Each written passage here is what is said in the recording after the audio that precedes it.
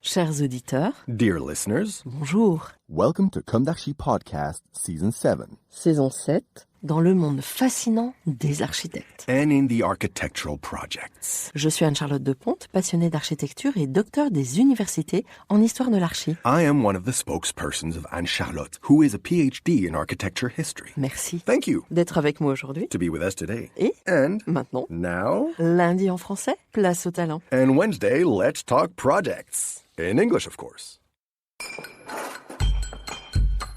Bienvenue dans Comme d'Archi. Chers auditeurs, bonjour et bienvenue dans ce nouveau numéro de Comme d'Archi. Avant d'aborder notre sujet du jour, je tenais à envoyer ce message à l'attention des architectes. En effet, GRDF, Gaz, Réseau, Distribution France prépare un événement à votre attention qui se tiendra le 27 novembre 2025 prochain à Rouen. Marine de la Guérande, architecte de l'agence Think Tank, interviendra sur le thème « Faire mieux avec moi », exemple d'architecture face au défi carbone.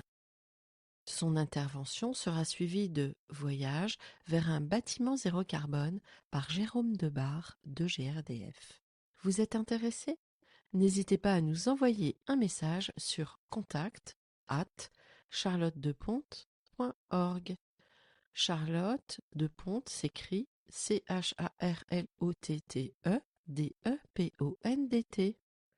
Un événement pour les architectes ? Alors justement, architecte, mais qui es-tu ? Une question que je pose sous beaucoup de variantes depuis 2017, année de naissance de Comme d'Archi. Si, comme le souligne Christine Lecomte sur France Inter en 2024, dans « Qui a inventé le métier d'architecte ?», la pratique remonte à plusieurs millénaires. Imhotep n'est peut-être pas le premier architecte de l'histoire, entendu architecte comme nous le définissons aujourd'hui. Et concernant la référence de projet, l'ancrage bâti, n'allons pas si loin.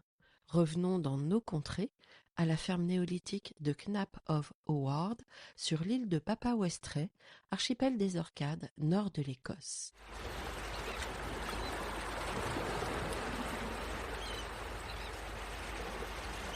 La ferme est datée du 4e millénaire avant Jésus-Christ. Elle est sans doute la plus vieille demeure de pierre encore conservée en Europe septentrionale, avec ses murs et même ses meubles en pierre. En outre, les traces d'autres bâtisseurs encore plus lointains se sont probablement effacées.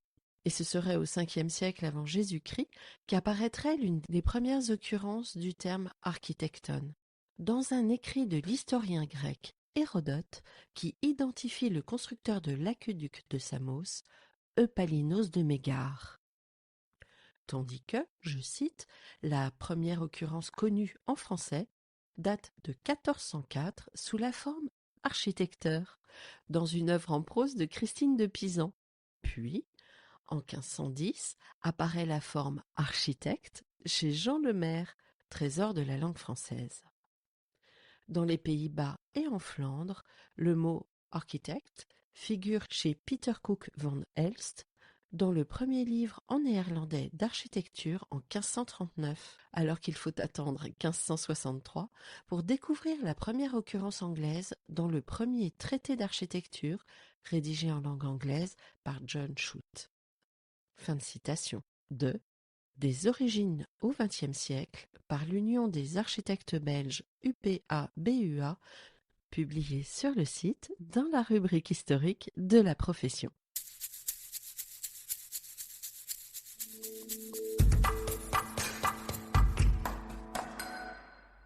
Dans le dictionnaire de l'Académie française, on peut en lire aujourd'hui ces définitions.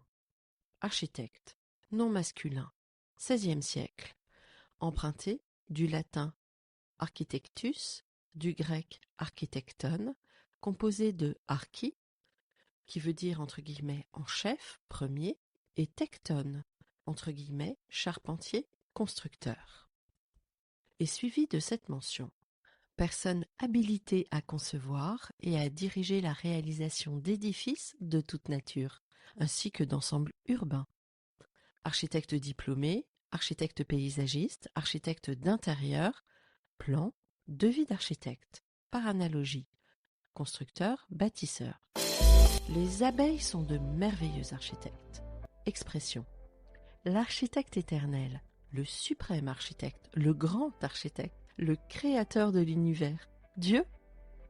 Et pour finir, la féminisation des noms de métiers et de fonctions se développant dans l'usage, comme l'a constaté le rapport de l'Académie française rendu public le 1er mars 2019, il est à noter que ce nom peut aussi s'employer au féminin. Eureka! La notion d'architecte au féminin se généralise au XXIe siècle. En France en tout cas. Mais à l'heure où sort un nouveau bouquin sur le sujet, nous pourrions nous poser la question, pour combien de temps, vu le brouillage des cartes à l'extrême emballé en linceul? Peu importe. Et vous? Vous souvenez-vous quand, pour la première fois, vous avez croisé ce nom aussi loin que cela puisse remonter dans le temps? N'hésitez pas à m'envoyer vos témoignages là-dessus et à écouter et réécouter mes interviews qui interrogent les architectes sur ce qui a déterminé leur vocation. Eh bien, pour ma part, probablement comme vous, je ne me souviens plus exactement quand. Il faut dire que je suis vraiment tombée dedans enfant. Et il me tient à cœur de vous restituer ma vision du métier et de son évolution contemporaine à travers cette histoire qui est un peu la mienne.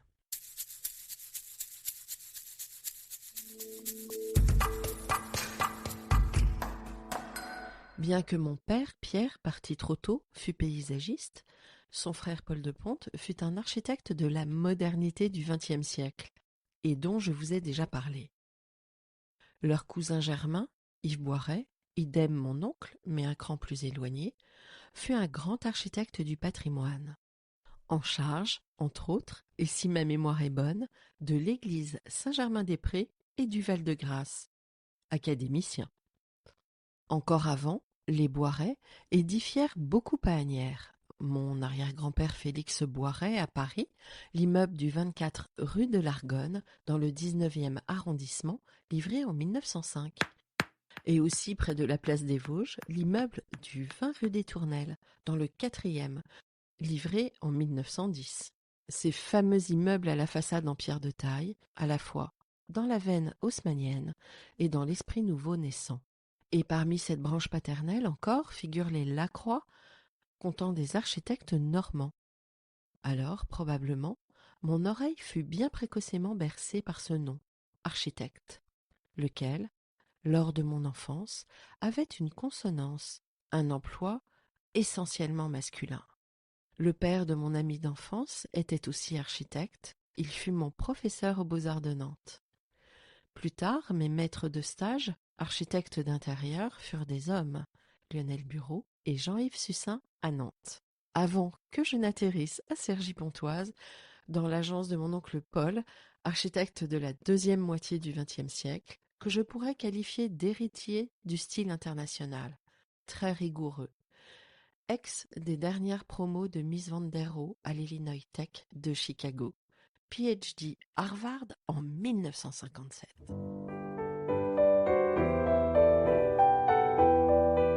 Il montait souvent au créneau face à l'architecture de Jean Nouvel. Cela m'interrogeait beaucoup. Peut-être était-il un brin jaloux de la réussite de cette figure montante de la génération qui lui succédait? En tout cas, cela l'agaçait énormément. Pourtant, on ne peut, et en effet, renier l'incroyable talent de Jean Nouvel, l'architecte français le plus connu. Mais peut-être pouvons-nous nous interroger sur l'accès à la commande de l'époque, basé sur les concours d'images, le règne de Mitterrand, notre ex-président socialiste, plus monarque que lui tu meurs. Justement, relisez le fameux livre de Laurence Cosset sur la Grande Arche avant d'aller voir son adaptation cinématographique L'inconnu de la Grande Arche, qui sortira en salle mi-novembre 2025. D'ailleurs, j'étais invitée à la première ces jours-ci, mais ma maman vit en cet automne 2025 ces derniers instants et en tant qu'aidante isolée et fille, de toute façon, je me dois d'être à son chevet d'abord.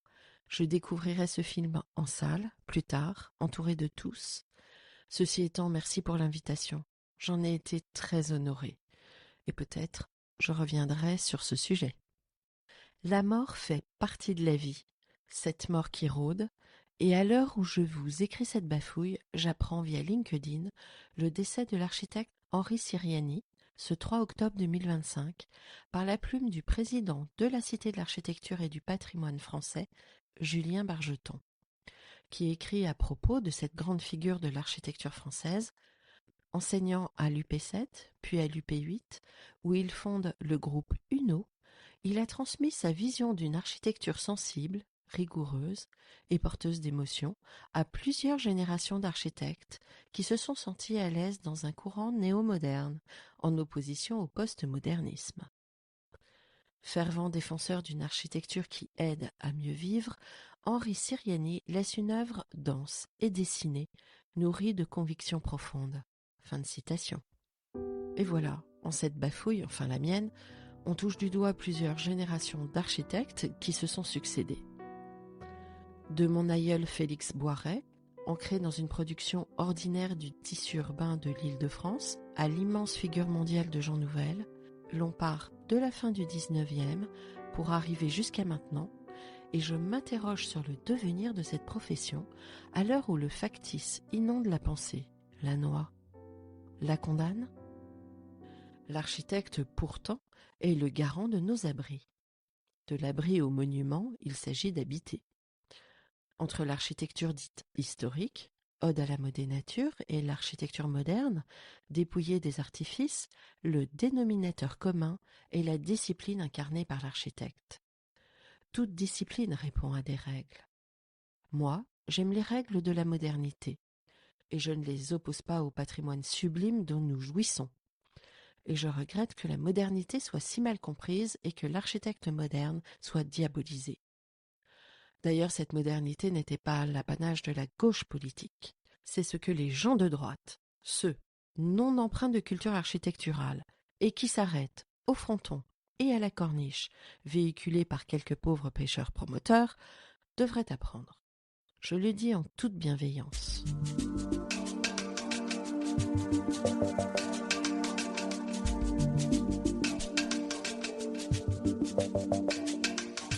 Pour exemple, mon oncle Paul de Ponte était l'un des derniers maillons de la modernité du XXe siècle.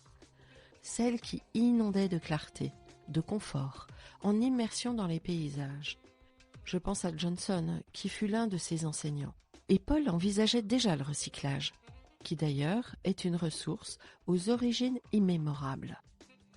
Mon oncle n'aimait pas le règne mitterrandiste, où d'ailleurs les architectes déambulaient, majoritairement vêtus du fameux habit noir. En effet, cette génération, en transition sur le XXe et le XXIe, avait une sorte de dress code, assez lugubre il faut le dire. Et bien que leur imaginaire bâtisseur ait ponctué nos paysages de quelques monuments remarquables, on ne peut le nier. C'était le règne de l'archistar et de sa ref, comprendre référence, depuis le fameux Guggenheim de Bilbao. Une bonne intention détournée jusqu'à l'usure via le concours. Mais l'architecte doit-il seulement s'occuper du monument? Est-ce une réussite que d'avoir cédé sur le terrain de l'ordinaire? Bien sûr que non. Serait-ce cet esprit qui, plus largement, tout de noir vêtu, nous amène aux mortelles randonnées que nous vivons?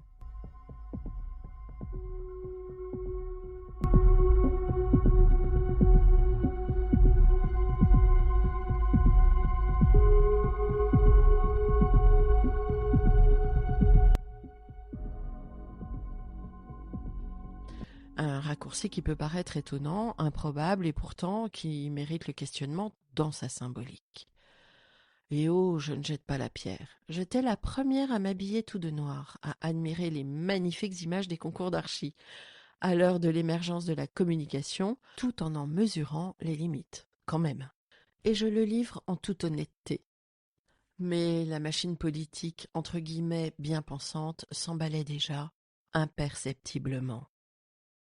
Et aujourd'hui, comment freiner ce phénomène et ses retombées où tout va trop loin? Ce que nos enfants ont vécu par résonance au nom d'une créativité débridée? Cet autre mode du monde de la création, virtuelle cette fois? Les zombies dans des villes imaginaires déclinées en no man's land? où des hordes d'émédulés en putréfaction bouffaient à tour de bras les humains de chair d'os et de sang. Le ravage virtuel a-t-il débuté ici, dans cette industrie trop souvent débile, dénuée de raison et d'éthique?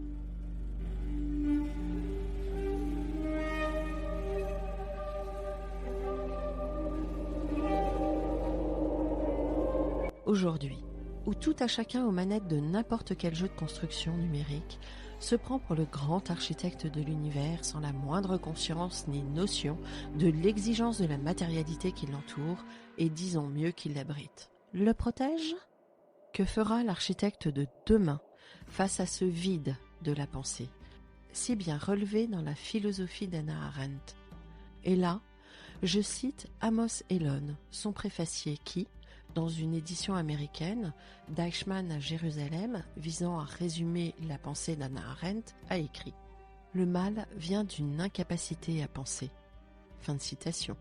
Amos Elon dans The Excommunication of Hannah Arendt, dans Hannah Arendt, Eichmann in Jérusalem, 1951, a priori.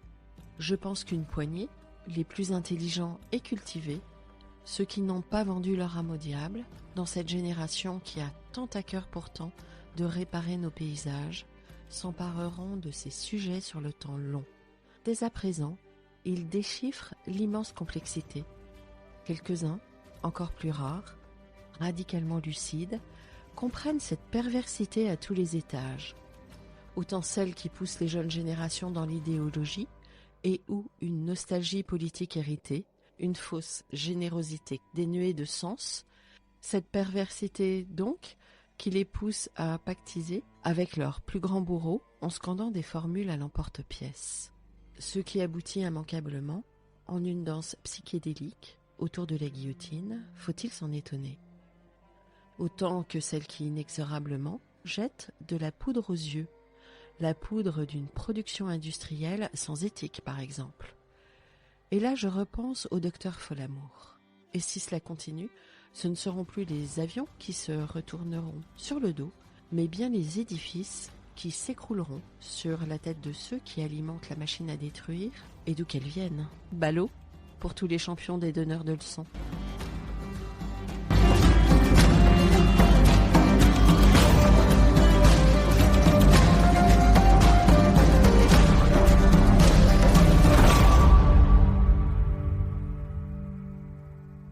Pour ma part, sagement, je loue l'héritage.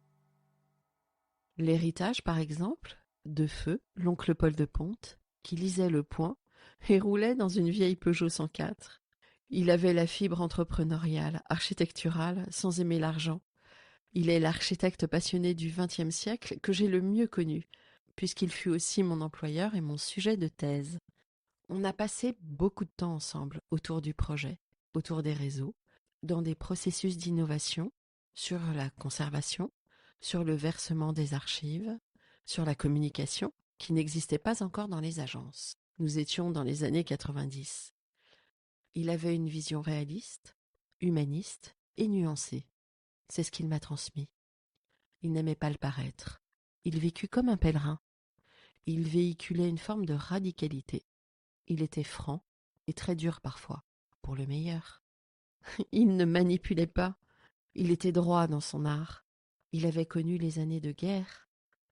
Le persil ne lui poussait pas dans les oreilles, mais il construisait des immeubles au corps de métal et au cœur végétal, déjà, élégamment.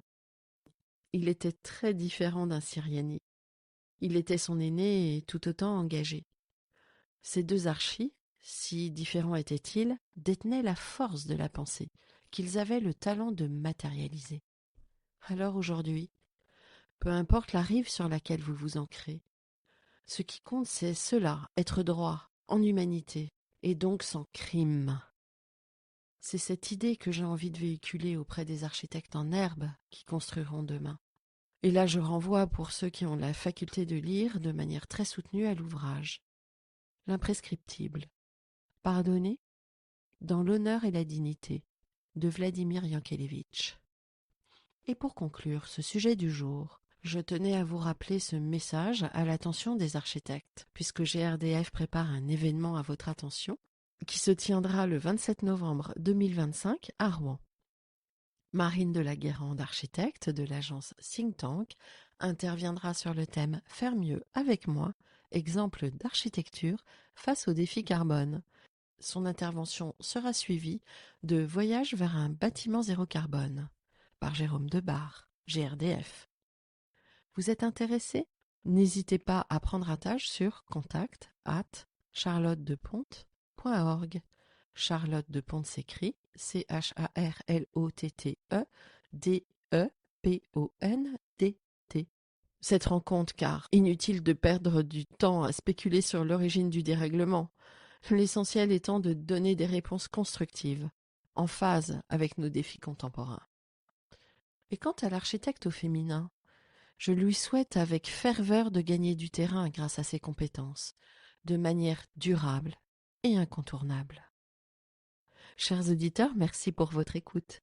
Rendez-vous la semaine prochaine pour une autre diffusion. D'ici là, prenez soin de vous. Au revoir.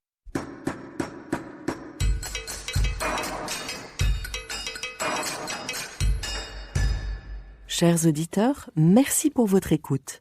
N'oubliez pas de retrouver nos sujets en avant-première sur Instagram à l'adresse @commedarchipodcast. Si vous aimez ce podcast, favorisez sa diffusion en lui donnant 5 étoiles sur Apple Podcast, plus un petit commentaire, ou sur votre plateforme de podcast favorite. Et surtout, abonnez-vous pour écouter tous nos épisodes gratuitement. À bientôt, et d'ici là, prenez soin de vous.